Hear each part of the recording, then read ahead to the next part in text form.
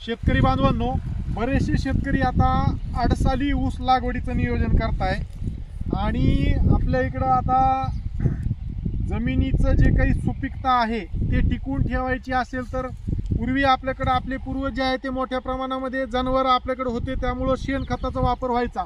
पण आता जनावर आपल्याकडे उपलब्ध नाही आहेत, जनावरं कमी झाल्यामुळं शेणखत सुद्धा जे आहे ते उपलब्ध होत नाही आहे.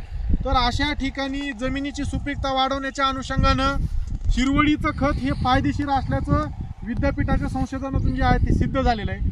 तर असाच एक हिरवळीच्या खताचा प्रयोग शेतकरी महोदयांनी केलेला आहे. प्रगतिशील शेतकरी महेशजी कासले साहेब इथं आहेत आणि आता बऱ्याच शेतकऱ्यांचे फोन पण आम्हाला येत आहेत किंवा आता आम्ही समजा हिरवळीचं खत जर केलं किंवा आम्हाला आता पुढं पूर्व हंगामी ऊसाचं सुद्धा नियोजन करायचं आहे आणि मग आता आम्ही रान माडं ठेवणार आहेत, तिथं कुठली पेरणी न करता आम्हाला तिथं हिरवळीचं खत करायचं आहे. तर मग अशा रानामध्ये हिरवळीचं खत केल्याच्या नंतर हे गाडायचं कसं, तर त्या अनुषंगाने शेतकऱ्यांचे प्रश्न असतात. तर इथं एक हा असाच प्रकारचा एक प्रयोग केलेला आहे. तर शेतकरी महोदयांकडून जाणून घेऊ किंवा कशा पद्धतीने त्यांनी ह्या हिरवळीच्या खताचं जे आहे ते पूर्ण नियोजन केलेलं आहे. साहेब नमस्कार, तुमचं पूर्ण नाव आणि गाव सांगा. नमस्कार, माझं नाव चंद्रशेखर व्यंकटराव कासले, राहणारा धानोरा खुर्द, तालुका अंबेजोगाई, जिल्हा बीड. आज जे आपण बघतायत ते आज हा हिरवळीच्या खताचा जो प्लॉट केला होता मी, त्याचं जो आत्ता याचं जे हॅरो केल्यानंतरचं जे आत्ता तुम्ही पाहता ते स्टेज आहे. पहिल्यांदा सुरुवातीला आपण काय केलं की सुरुवातीला आता जमिनीचा कस कमी होत चालला आहे, रासायनिक खतांचा प्रादुर्भाव असेल किंवा आणखी काही गोष्टींचा असेल. आत्ता साहेबांनी सांगितल्याप्रमाणे आपल्याकडे शेणखतांचा वापर कमी झालेला आहे. पूर्वी हा शेणखत मुबलक असल्यामुळं ते जमीन व्यवस्थित सेंद्रिय कर्ब म्हणा किंवा जमीन पोषण राहायची, जमिनीचं पोषण व्हायचं. आत्ता आपल्याकडे शेणखत प्रकार राहिलाच नाही आहे. विकत घेऊन टाकणंही आत्ता शेतकऱ्यांच्या दृष्टिकोनातून शक्य नाही आहे.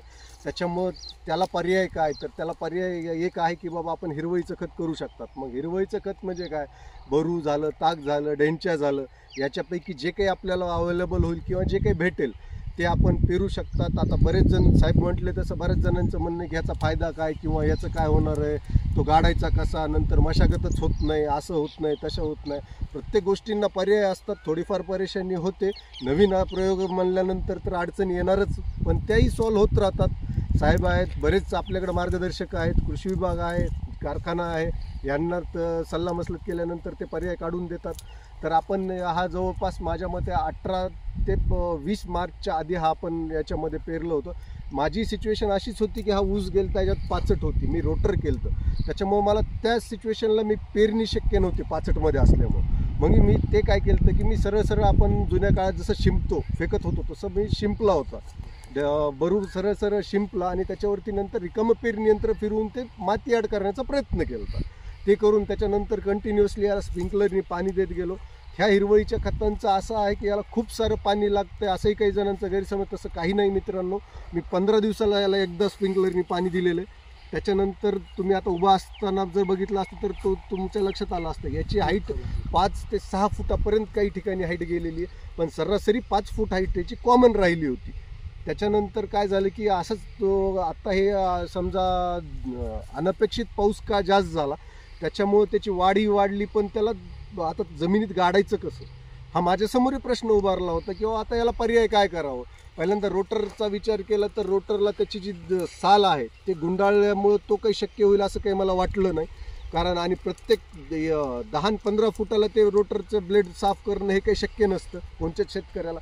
मग तोही पर्याय मला काही करता आला नाही. नांगरट डायरेक्ट होणं शक्य नव्हतं. बरं ते त्याच्यामध्ये ड्रॉबॅक असं झालं की मी शिंपल्यामुळं ते काही काकरीत नव्हतं, मग ते नांगराला अडकण्याचं प्रमाण खूप होणं शक्य होतं, त्याच्यामुळं तोही पर्याय नव्हता. मग जे डिस्क हॅरो आहेत, डिस्क हॅरो मी अवेलेबल केला. डिस्क हॅरोनी मी आधी आडवं फिरवला. त्याला काय म्हणजे PTO गेअर वगैरे असं काही खूप काही टेक्निकल बाबी नाही आहेत. सिम्पल डिस्क हॅरो असल्यामुळं त्याचं काही अवघड नाही आहे. तो सरळ असं आपण पाळी जशी करतो तसं आधी एका साईडनी केला, परत त्याच्या विरुद्ध दिशेने म्हणजे मी दुहेरी केलं. दुहेरी केल्यानंतर आज जे आपण बघताय जे 6 फुटापर्यंत जे वाढलेलं होतं ते असे बारीक तुकडे झालेले त्याचे. त्याच्यामुळं आता ह्या प्लॉटला नांगरट करणे किंवा नांगरणे सहज शक्य. आणि ह्याचं परिणाम असा झाला की याचं जे बायोमास जे मला भेटलं याचं प्रमाण जे भेटलं ह्याची हाईट वगैरे चांगली खूप वाढल्यामुळे याचं मला म्हणजे आपण जे टनेजमध्ये म्हणतो किंवा क्विंटलमध्ये म्हणतो खत आपण आता किलोवर आणायला लागलात, हे टनामध्ये भेटलं मला, त्याचा फायदा सगळ्यात जास्त आहे. आणि हे ऑर्गॅनिक शेतीसाठी आजकाल खूप गरजेचं आहे. आपण वरतून खत टाकतो ते आजकाल गरजेचं आहे म्हणा, पण जमिनीचं कुठंतरी पुनर्भरण कसं होईल, सेंद्रिय कर्ब वाढवण्याच्या दृष्टिकोनातून काय प्रयत्न करता येतील, त्याच्यासाठी हे मला उत्तम पर्याय वाटतं. आणि हे जरूर माझ्या मते शेतकऱ्यांनी ऊस लावण्यापूर्वी एका वर्षी नक्कीच ट्राय करावं. शेतकऱ्यांना त्यांचा बदल, आपण प्रयोग केल्यानंतर आपले बदल आपल्याला लगेच लक्षात येतील. पण हे एवढं मात्र सत्य आहे की याचा खूप चांगला परिणाम पडतो. जमिनीचा सेंद्रिय कर्ब असेल, जमिनीच्या सगळ्या गोष्टी सुपीकता वाढते. बस त्याच्यामुळं माझी एक विनंती आहे की करत राहा, अडचणी येत राहतात. बरेच मार्गदर्शक आहेत आपल्याकडं, त्यांना सल्लामसलत करून त्या अडचणी दूर होतील.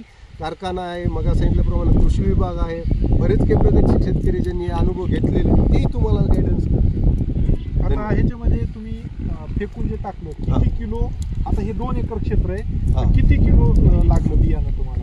आता जी बॅग होती 25 किलोची पॅकिंग असल्यामुळे मी 25 किलो एकरी वापरले.